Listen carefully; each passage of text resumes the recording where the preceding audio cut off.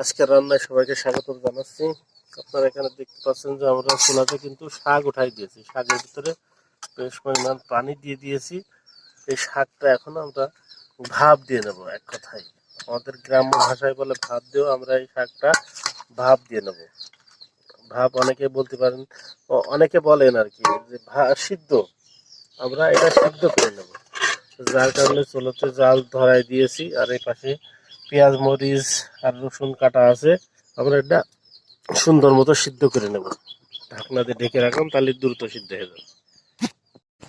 বেশ কিছু সময় জাল দেওয়ার পর এখন আমরা এটা উঠায় দেখছি কি অবস্থা। আপনারা দেখতে পাচ্ছেন যে বলক উঠে সিদ্ধ সিদ্ধ একটা ভাব চলে এসেছে। নাড়াচাড়া করে দেবো যাতে উপর নিচে সমানভাবে সিদ্ধ হয়ে যায়। আমাদের শাক রান্না চলছে। এটা হচ্ছে যে মাঠ থেকে সংগ্রহ করা, প্রকৃতি থেকে সংগ্রহ করা শাক। আমরা শাকগুলো পানি ঝরাই নিচ্ছি, অর্থাৎ সিদ্ধ করা শেষ হয়ে গেছে। এখন আমরা পানি ঝরাই রাখছি, পানি যাতে একবারে পুরোপুরি ঝরে যায় তার জন্যই এটাতে রেখেছি। আর এপাশে কড়াই চুলোতে দিয়ে দিয়েছি, আর এপাশে পেঁয়াজ মরিচ রসুন রেডি আছে। কড়াই গরম হয়ে গেছে, তেল দিয়ে নিলাম। তেলটা গরম হয়ে গেছে, প্রথমে আমরা জিরা দিয়ে নিলাম। এবার আমরা পেঁয়াজ মরিচ আর রসুনটা দিয়ে দিলাম।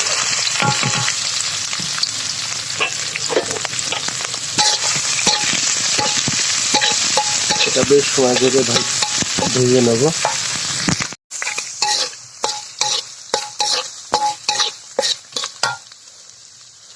মতন লবণ,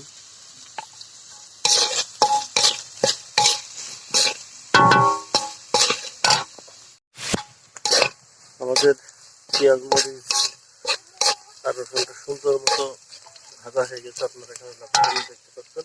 এখন আমরা সবজিটা দিয়ে দেবো। সবজিটা দিয়ে দিচ্ছি।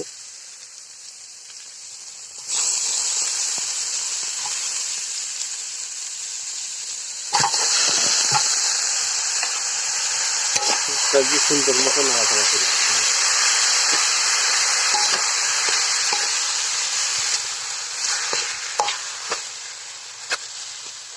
শাকটা মনে করেন সিদ্ধ করাই আছে। বেশ কিছু সময় এর উপরে যে নাড়াচাড়া করলে হয়ে যাবে, আর বেশি সময় লাগবে না।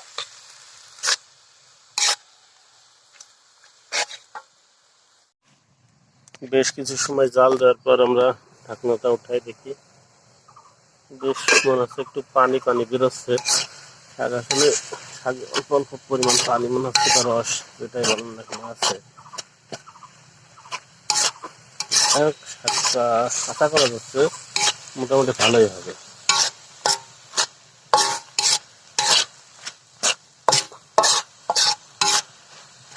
এই শাক কিন্তু আমাদের ক্ষেতের শাক। ক্ষেতের শাক বলতে আমাদের পাট আছে, পাটের ভিতরে আগাছা আছে, আগাছার সাথেই কিন্তু এই শাকটা হয়েছে। সেই শাক কিন্তু এগুলো, সেই শাকটা ভাজি করার চেষ্টা হচ্ছে। আমরা আর একবারও ঢেকে রাখছিলাম, এখন একটু দেখবো। বেশ সুন্দর দেখা যাচ্ছে। আর অল্প কিছুক্ষণের ভিতরে আমাদের রান্না শেষ হিসেবে আশা করছি। বেশ ভালোই হয়েছে।